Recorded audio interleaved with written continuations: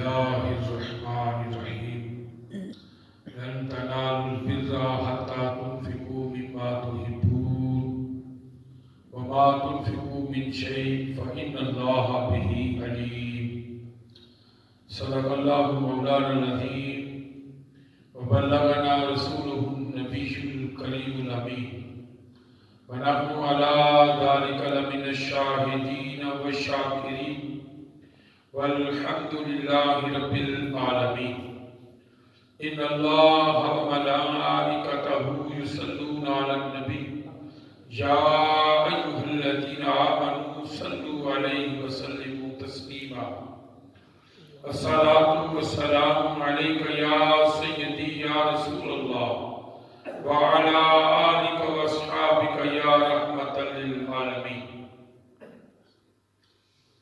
بعد ذکر صلاة نہایت ہی واجب احترام بزرگوں نوجوانوں نگرامی قدر اللہ رب العزت کا بے پناہ فضل و احسان ہے کہ اس نے ہمیں نبی رحمت کا امتی ہونے کا شرف بخشا اور قرآن جیسی عظیم کتاب ہماری رہنمائی کے لیے نازل فرمائی. سورہ آل عمران کی آیت نمبر 92 یعنی 92 سے درس کا آغاز کرتے ہیں. رب کائنات نے فرمایا جب میرے نام پہ خرچ کرتے ہو تو پھر کوئی عمدہ چیز خرچ کیا کرو، چونکہ انسان اپنی ذات کے لیے تو اچھی چیزیں پسند کرتا ہے، لیکن جب رب کے نام پہ دینے کی باری آئے تو خراب اور کم تر چیزیں اگر اس کے نام پہ قربان کرنے کی کوشش کرو گے تو رب فرماتا ہے ہمیں وہ قبول نہیں. اپنے آپ کو ترجیح دیتے ہو اور ہمارے نام پہ خرچ کرتے ہوئے تمہیں تکلیف ہوتی ہے. فرمایا لن تنالوا البر حتى تنفقوا مما تحبون. تمہارا خرچ کرنا جو تم خرچ کرتے ہو نہیں پہنچتا، نیکی نہیں پہنچتی حتی تنفقوا مما تحبون، یہاں تک کہ تم پسندیدہ چیز کو خرچ کرو. وما تنفقوا من شیء، اور تم کوئی چیز خرچ نہیں کرتے، فإن اللہ بہ علیم، اللہ کو اس کا علم ہوتا ہے. اللہ پاک فرماتا ہے کہ جب اللہ کے نام پہ خرچ کرنے کی باری آئے تو سب سے اچھی چیز، پسندیدہ چیز، پیاری چیز اللہ کے نام پہ خرچ کیا کرو. اور فرمایا اللہ سے ڈرا کرو. ڈرنا ہے تو بس اللہ سے ڈرنا ہے. آیت مبارکہ 102 یا ایھا الذین آمنوا اتقوا اللہ حق تقاتہ ولا تموتن الا وانتم مسلمون. اے ایمان والو تقوی اختیار کرو، اللہ سے ڈرو، حق تقاتہ، جیسا کہ ڈرنے کا حق ہے. بڑی قابل توجہ بات ہے. ڈرنے کا حق کیا ہے؟ یہ ذہن میں خیال آئے، میں اکثر کہا کرتا ہوں کہ اللہ ہمیں دیکھ رہا ہے، اللہ کو علم ہے ہم کیا کر رہے ہیں. جب یہ کیفیت طاری ہو جائے تو انسان چلتا پھرتا بنی فرشتے سلام کرتی ہے. کیفیت جب طاری ہوتی ہے تو یہ اثر بلائے، یہ اثر ڈر ہے کہ میرا رب مجھے دیکھ رہا ہے. تنہائی میں ہو، محفل میں ہو، لوگوں میں ہو، جہاں کہیں بھی ہو، ذہن میں یہ ہونا چاہیے میرا رب مجھے دیکھ رہا ہے. وَلَا تَمُوتُنَّ إِلَّا وَأَنْتُمْ مُسْلِمُونَ، اور نہ مرنا مگر یہ کہ مسلمان ہی مرنا. یعنی ہر وقت یہ ڈر ہونا چاہیے کہ کیا پتہ کس لمحے موت آ جائے اور میں کفر کی حالت میں ہوں، میں شرک کی حالت میں ہوں، میں ظلم کی حالت میں ہوں. نہیں، بلکہ میں تو مسلمان ہوں. ہر وقت اللہ کا ڈر اور اللہ کا خوف اس سینے میں طاری رہے گا، تب ایمان کامل رہے گا. اور پھر رب کائنات نے ایمان والوں کو اکٹھے ہو کر چلنے کا کہا. فرمایا مومن، حضور فرماتے مومن سیسا پلائی دیوار. اللہ پاک فرماتا ہے واعتصموا بحبل اللہ جميعا ولا تفرقوا. اور اللہ کی رسی کو مضبوطی سے تھامے رکھو اور آپس میں فرقے میں نہ پڑو۔ اتحاد، باہمی اخوت، یہ مسلمانوں کی اصل علامت تھی۔ ہم نے آج گھر گھر کے گروہ بنا لیے، علاقے اور بستیوں کے گروہ بنا لیے، اور باپ برسر پیکار ایک دوسرے سے۔ قرآن نازل ہوا، اس کا مجادلہ جو ہے وہ کفار و مشرکین کے ساتھ ہے، منافقین کے ساتھ ہے، یہود و نصارہ کے ساتھ ہے۔ وہ جو آیات کفار کے بارے میں نازل ہوئی تھی، ہم نے اپنے ہی بھائیوں کو لگا کر ان کو کافر اور مشرک کہنا شروع کر دیا۔ اور پھر ایک وقت آیا ہم باہم دست و گریباں ہوئی، اور جو کافر سازش کرتے تھے وہ ہم نے اپنے آپ کو بہت اپنے آپ کے خلاف کرنا شروع کر دیا۔ رب فرماتا ہے ایمان والو، اللہ کی رسی کو تھامے رکھو۔ اللہ کی رسی ایمان ہے، اللہ کی رسی اللہ اور اس کا رسول ہے، اور اللہ کی رسی قرآن ہے۔ اس پہ قائم رہو گے تو کامیابیاں تمہارے قدم چومیں گی۔ اور فرمایا تم ایک ایسی جماعت ہونی چاہیے جو لوگوں کو نیکی کا حکم دے، ایک ایسا گروہ ہونا چاہیے۔ سارے ہی ایک طرف نہ دوڑ پڑے، بلکہ اللہ کا ڈر سنانے والے بھی ہوں۔ وَلْتَكُن مِّنكُمْ أُمَّةٌ يَدْعُونَ إِلَى الْخَيْرِ وَيَأْمُرُونَ بِالْمَعْرُوفِ وَيَنْهَوْنَ عَنِ الْمُنكَرِ۔ تم ایک جماعت ہونی چاہیے جو لوگوں کو خیر کی طرف بلائے، وَيَأْمُرُونَ بِالْمَعْرُوفِ اور لوگوں کو نیکی کا حکم دے، وَيَنْهَوْنَ عَنِ الْمُنكَرِ اور لوگوں کو برائی سے روکے، وَأُولَٰئِكَ هُمُ الْمُفْلِحُونَ اور یہی لوگ فلاح پانے والے ہیں۔ بعض لوگ ذہن میں خیال آتا ہے جو مرضی کرتا رہے جی مجھے کیا ہے، مجھے کیا ہے، کوئی حرام کھاتا ہے تو کھائے، کوئی چوری کرتا ہے تو کرے، مجھے کیا فرق پڑتا ہے۔ جب یہ کیفیت آ جائے گی تو ایک دن آئے گا کہ یہ چیزیں آپ کے گھروں میں بھی شروع ہو جائیں گی، تو اس چیز کے آنے سے پہلے ہی اس چیز کو روکنا ضروری ہے۔ حضور فرماتے ہیں جب تم برائی کو دیکھتے ہو تو ہاتھ سے روکو، اگر یہ استطاعت نہیں رکھتے زبان سے روکو، اور اگر یہ استطاعت نہیں رکھتے تو دل سے برا جانو، یہ ایمان کی کمزور ترین نشانی ہے۔ اور جو دل سے بھی برا نہیں جانتا تو پھر اس کا ایمان کا تو نہیں ہے۔ رب کائنات نے اس بات پہ سختی فرمائی ہے کہ ہونا چاہیے تم میں سے کوئی۔ اور دوسری آیت مبارکہ میں فرمایا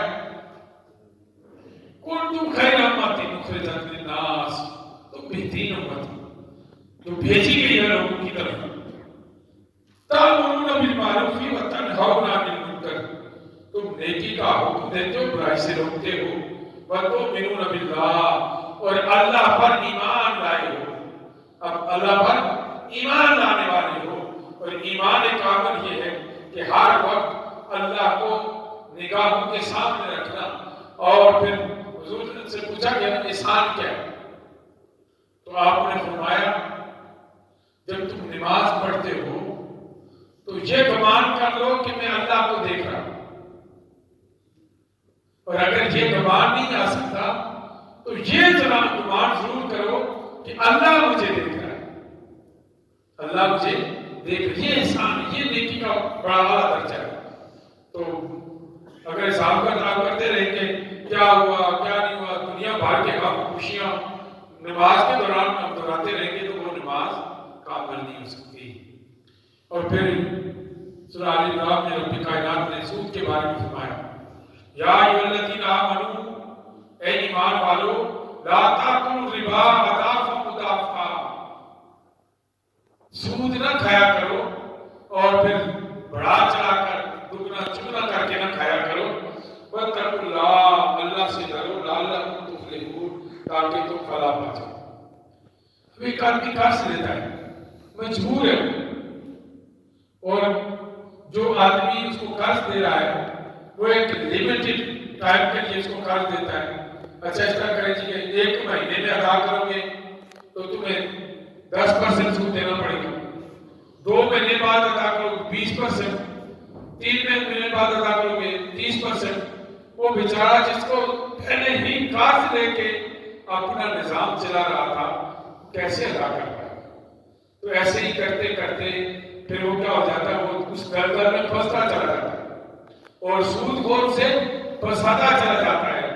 بعض زمینیں لے لیتے ہیں، جائیدادیں لیتے ہیں، دکانیں لے لیتے ہیں، کاروبار لے لیتے ہیں اور وہ بیچارہ مجبور ہو کر دے دیتا ہے، اس لیے کہ اس نے کمٹمنٹ کی ہوتی ہے.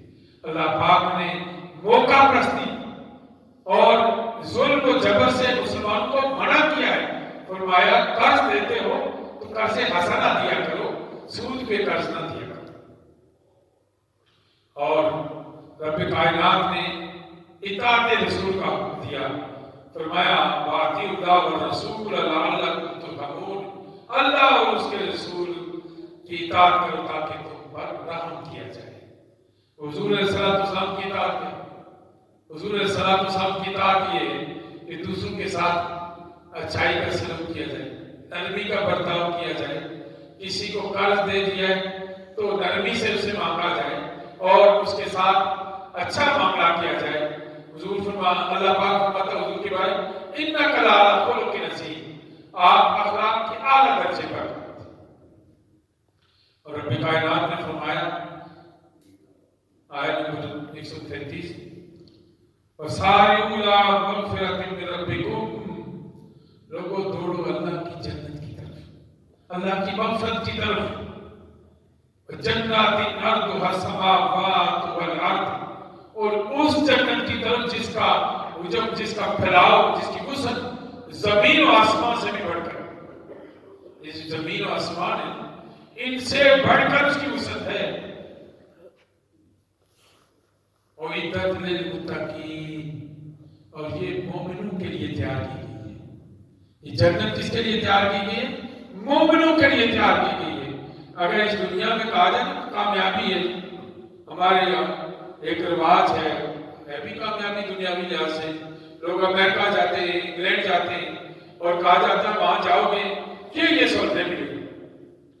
تو دن رات کر کے اپنے بچوں کو پیسے لگا کے بھیجیں، کوئی آنے والا وقت آسان ہوگا، کیا پتہ آسان ہو نہ ہو. لیکن رب کائنات کا وعدہ کبھی جھوٹ نہیں ہوا کرتا. فرمایا اس مغفرت کی طرف دوڑو، اس بخشش کی طرف دوڑو جو رب نے تمہارے لیے رکھی ہوئی ہے، اور اس نے مومنوں کے لیے وہ جنت تیار رکھی ہے. اور مومنوں کا کام یہ ہے کہ اللہ کی اطاعت کرنا، اللہ کے رسول کی اطاعت کرنا. اور ایمان والوں کی شان رب نے بیان کی.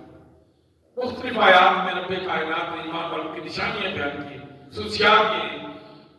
ایمان والے پڑھیں الذین ينفقون فی السراء والضراء، ایمان والے وہ ہیں جو خرچ کرتے ہیں خوشی میں بھی اور تنگی میں بھی. جب مال نہیں ہوتا تب بھی 10-20 جو بھی ہے جیب سے نکال کے صدقہ دیتے ہو. رب دیکھتا میرا بندہ اس حال میں بھی، جب پاس کچھ نہیں ہے پھر بھی میرے نام پہ خرچ کرنے کے لیے تیار ہے، تو پھر وہ کرم ضرور کرتا. اور خوشی کے عالم میں جب رب نے دیا ہے تو پھر خوش ہو کے اللہ کے نام پہ خرچ کیا کرو. خوشی ہو یا غم، ہر حال میں اللہ کے نام پر خرچ کرتے ہیں. والقاظمین الغیظ، اور مومن وہ ہے جو غصہ پی جاتے ہیں. یہ غصہ بڑی ظالم چیز ہے. جب یہ غصہ آ جاتا نا تو پھر سمجھ نہیں آتی میں کیا کروں. فرمایا مومن غصے میں بے قابو نہیں ہوتا، جذباتی نہیں ہوتا، بلکہ غصے کو برداشت کر لیتا ہے. اور پھر والعافین عن الناس، اور لوگوں کو معاف کرنے والے، لوگوں کو معاف کرنے والے. کسی سے خطا ہو جائے، غلطی ہو جائے، پھر انتقام نہیں لیتے، اللہ کے لیے معاف کر دیتے ہیں. اور فرمایا واللہ یحب المحسنین، اللہ احسان کرنے والوں سے محبت کرتا ہے. اگر اللہ کی محبت چاہتے ہو تو پھر یہ اعمال اپنا حل، یہ صبر، استقامت اور یہ جو غصے پہ قابو پانا. حضور نے فرمایا بہادر وہ نہیں جو اپنے دشمن کو میدان جنگ میں پچھاڑ دے، بلکہ بہادر وہ ہے جو اپنے غصے پہ قابو پائے. یہ ایسی ظالم چیز ہے. اور رب کائنات نے قرآن کو ہدایت کرا دی. فرمایا ھذا بیان للناس، یہ بیان ہے لوگوں کے لیے، وہدی وموعظۃ للمتقین، اور یہ ہدایت ہے اور نصیحت ہے متقین کے لیے. یہ جو قرآن تمہارے پاس ہے بے مقصد نہیں ہے، یہ صرف تعلقوں میں رکھنے کے لیے نہیں ہے، یہ برکت کے لیے ہی نہیں ہے برکت ہے، اس کی رحمت ہے، لیکن اس کا ایک اور فائدہ ہے، ہدایت بھی ہے اور نصیحت ہے متقین کے لیے۔ اور فرمایا لوگوں گھبرانے کی ضرورت نہیں، پریشان ہونے کی ضرورت نہیں، جب تم اللہ کی رضا کی خاطر چل پڑے ہو تو سنو، وَلَا تَهِنُوا وَلَا تَحْزَنُوا، وَلَا تَهِنُوا، نہ پھر گھبرانا نہیں، راستے کو چھوڑنا نہیں ہے، بزدل نہیں ہونا، وَلَا تَحْزَنُوا، اور نہ ڈرنا، وَأَنْتُمُ الْأَعْلَوْنَ إِن كُنتُم مُؤْمِنِينَ، تم ہی غالب ہوگے اگر تم مومن ہو۔ آپ نے دیکھا غزوہ بدر میں کتنے، غزوہ خندق میں کتنے، آنے والے اوقات میں مسلمانوں کی تعداد کتنی ہوتی تھی، لاکھوں کے مجموعے پہ غالب آ جاتے تھے، کیوں؟ مومن تھے، ان کا یقین کامل تھا کہ اللہ ہماری مدد کرنے والا ہے اور کرتا ہے۔ جب یہ یقین ہو جائے تو پھر ابراہیم بھی کود پڑتے ہیں آدمی، پھر اسماعیل بھی ذبح ہونے کے لیے تیار ہو جاتے ہیں، اور سیدنا محمد رسول اللہ صلی اللہ علیہ وسلم میدان بدر میں بھی کود پڑتے ہیں۔ 313 لے کر 1000 وہ لوگ ہیں جو لڑنے والے ہیں، جو جنگوں میں حصہ لینے والے، اور یہ ننھے مجاہد لے کر اللہ کی بارگاہ میں حاضر ہو جاتے ہیں، یقین کامل ہے کہ میرا رب مدد کرنے والا ہے۔ تو دوستانہ عزیز، رب کی مدد ہر حال میں شامل حال ہوتی ہے، لیکن ایمان کامل کا ہونا ضروری ہے۔ اور جس موت سے ہم ڈرتے ہیں نا، رب کائنات نے فرمایا وَمَا كَانَ لِنَفْسٍ أَن تَمُوتَ إِلَّا بِإِذْنِ اللَّهِ كِتَابًا مُؤَجَّلًا۔ یہ جو موت ہے نا، کسی انسان کو وقت سے پہلے موت نہیں آ سکتی، نہ ایک لمحہ پہلے نہ ایک لمحہ بعد، یہ وقت مقررہ ہے، کتاباً مؤجلہ، ہم نے اسے کتاب میں لکھ دیا ہے۔ اور دو چیزیں آپ یقین کر لیں، میں نے کتنی بار دیکھا ہے، آپ کے سامنے سے ایسے ایسے لمحے آتے ہیں کہ موت کا بالکل پردہ چھوڑ کے نکل جاتے ہیں، اور رزق ایک ایسا ہے کہ آپ کو پتہ ہی نہیں ہوتا ہے میں نے کھانا کھایا وہ آپ آ جاتے ہیں، کئی بار سے وہم و گمان نہیں، کہیں اور تھا، منزل کہیں اور تھی، آپ نے کہیں جا کے اور کھا لیا۔ تو رزق اور موت رب نے اپنے ہاتھ میں رکھی ہے انسان، یہ بڑی قابل توجہ بات ہے۔ تو اس کے لیے پریشان نہیں ہونا چاہیے، یہ سوچنا چاہیے کہ میں ایسے حال میں مروں کہ میرا رب مجھ سے راضی ہو اور اللہ مجھے رزق حلال دے، بس۔ وَمَن يُرِدْ ثواب الدنیا نُؤْتِهِ مِنْهَا، اللہ فرماتا ہے جو دنیا کا اجر چاہتا ہے نا، ہم اسے دنیا میں دے دیتے ہیں۔ وَمَن يُرِدْ ثواب الآخرہ نُؤْتِهِ مِنْهَا، اور جو کوئی آخرت کا اجر چاہتا ہے ہم اسے آخرت کا اجر دیں گے۔ وَسَنَجْزِي الشَّاکِرِینَ، اور ہم عنقریب شکر کرنے والوں کو اس کا بدلہ دیں گے، اس کی جزا دیں گے۔ اور پھر رب کائنات نے فرمایا توکل کر، توکل کا حکم ہے، فَإِذَا عَزَمْتَ فَتَوَکَّلْ عَلَى اللَّهِ إِنَّ اللَّهَ يُحِبُّ الْمُتَوَکِّلِینَ۔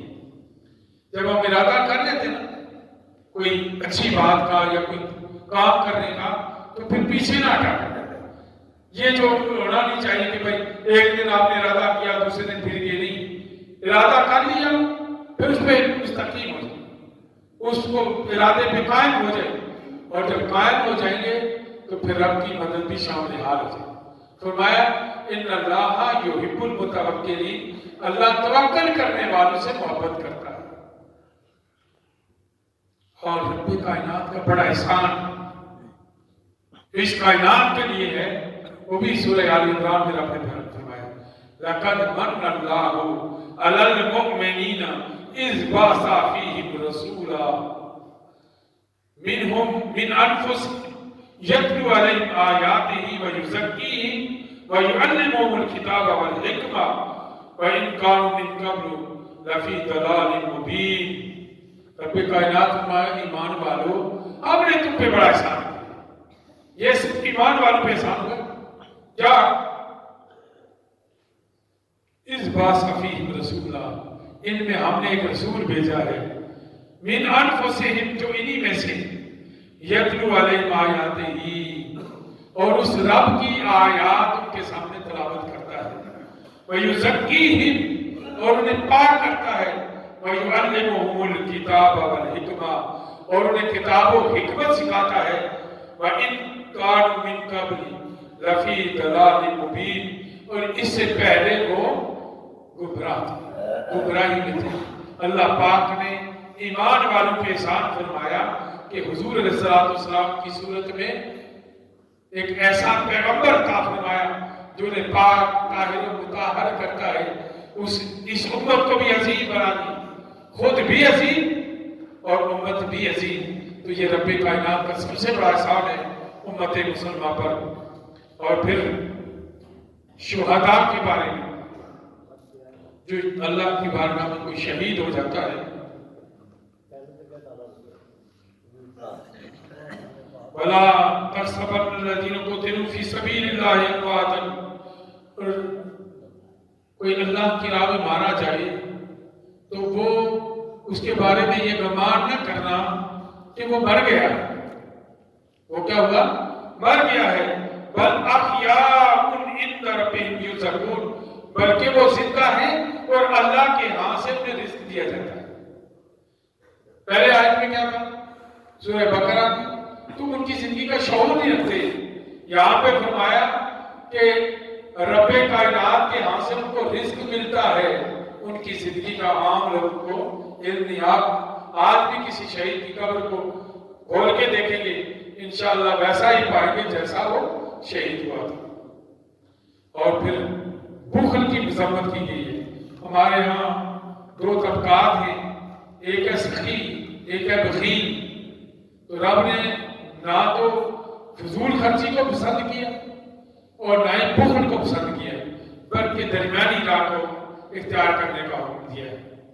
وَلَا يَحْسَبَنَّ الَّذِينَ يَبْخَلُونَ بِمَا آتَاهُمُ اللَّهُ مِن فَضْلِهِ وَهُوَ خَيْرٌ لَهُمْ بَلْ هُوَ شَرٌّ لَهُمْ۔ اللہ پاک فرماتا ہے جو لوگ یہ گمان کرتے ہیں کہ اپنے مالوں کو جمع کر کے رکھتے ہیں اور خیال کرتے ہیں یہ ان کے لیے بھلا ہے، بَلْ هُوَ شَرٌّ لَهُمْ، یہ ان کے لیے اچھا نہیں ہے، برا ہے۔ سَيُطَوَّقُونَ مَا بَخِلُوا بِهِ يَوْمَ الْقِيَامَةِ، قیامت کے دن ایک توق بنا کر ان کے گھروں میں ڈال دیا جائے گا۔ اور یہ جو مال ہے، حضور نے بھی فرمایا جو کوئی مال جمع کر کے رکھتا ہے تو قیامت کے دن کو سانپ پڑ کر اسے ڈسے گا اور کہے گا میں تیرا مال ہوں، میں تیرا خزانہ ہوں۔ تو مال اللہ نے دیا ہے، اس میں سے خرچ کر اپنی اولادوں پہ، اپنے رشتہ داروں پہ، اپنے خیش و کاروں پہ بھی خرچ کرو، اور اللہ کی راہ میں غریبوں، مسکینوں، محتاجوں کو بھی دو۔ مال خرچ کرنے سے بڑھتا ہے اور جمع کرنے سے اس میں برکت ختم ہو جاتی ہے۔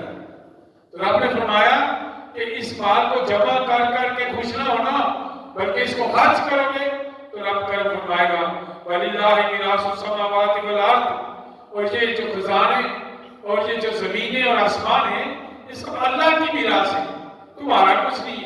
وَاللَّهُ بِمَا تَعْمَلُونَ خَبِيرٌ، اور اللہ جو کچھ تم کرتے ہو اسے خبر رکھتا ہے، اسے سب معلوم ہے۔